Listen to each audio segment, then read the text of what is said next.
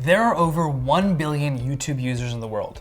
Think about that for a second. Now, even though 1 billion people are using YouTube, there are over 2,000 channels with over 1 million subscribers. That leaves a lot of other channels far under the million subscriber mark. So what's the difference between those 2,000 channels and everybody else? The difference between an influencer who has average results versus an influencer with massive success is innovation.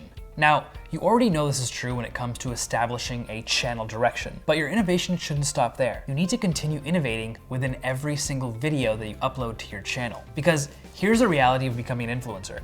Whether or not you innovate is going to have a direct correlation to your success. It's really that simple. Let me break it down for you. Average influencers don't innovate. They just don't.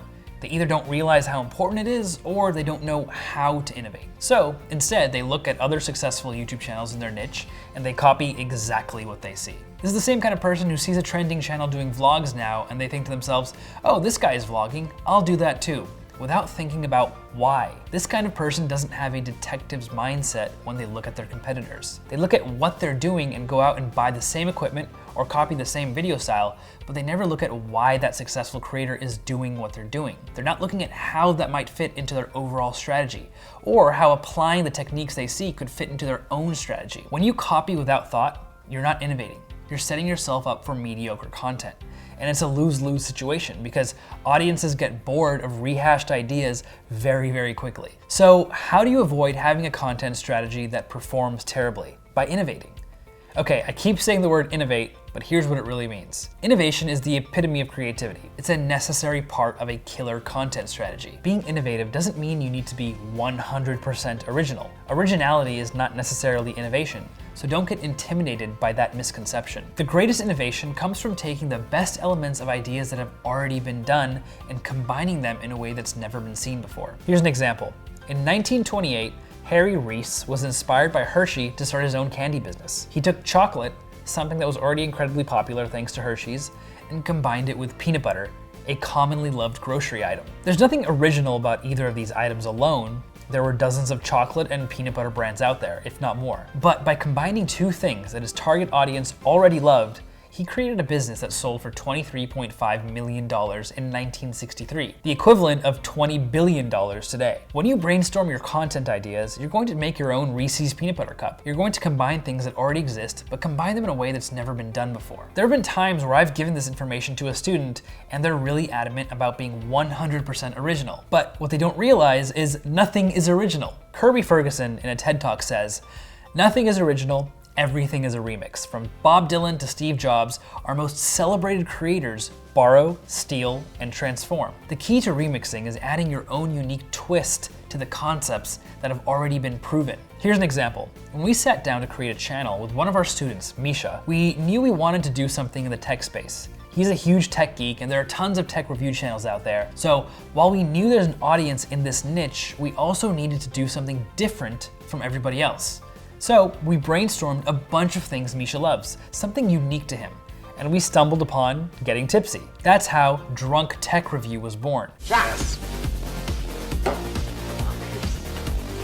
We got the LG G3 phone. In less than a year of hosting this show, National Geographic, one of his dream companies, reached out to him to host a TV show. Now he's traveling around the world and getting paid to do what he loves. Here's another example. A huge contributor to Simple Pickup success was the segment Drunk Times.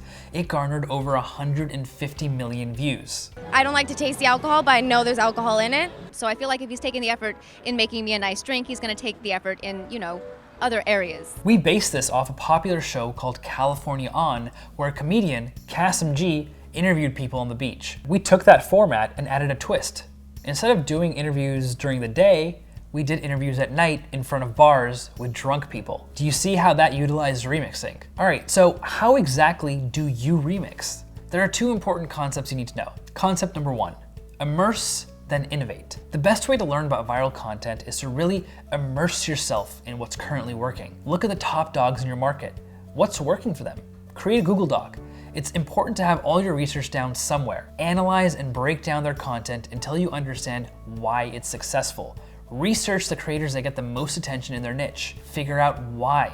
The why is so important. Don't just speculate. This is research. Look at their comments. What is their audience saying they love about the content? When you're done researching, you're going to innovate. You figured out what works and why, but how can you make an idea better? How can you make it more unique? How can you make the idea yours? Spend time on these and really analyze your competition. The better you analyze and dig into their ideas, the better your remixes will be. Concept number 2 is look outside your industry for inspiration. If you stay inside your niche while you're researching, you're only seeing a very limited scope of possibilities. For example, let's say you want to start a cooking channel. If you look at the cooking space on YouTube, you'll see the same ideas come up over and over again. There's the low calorie but it tastes great channels, and the gourmet at home channels, and there's a smaller subsection of channels dedicated to meal planning for people with certain allergies or diseases. But if only these things were your inspiration, even the best idea is one that's already been done over and over. But what if you started a cooking channel revolving around comedy? That's exactly what the channel You Suck at Cooking did. Soak in the refrigerator. While that's marinating, I'm just going to quickly show you how to identify a salmon from the outside. Basically,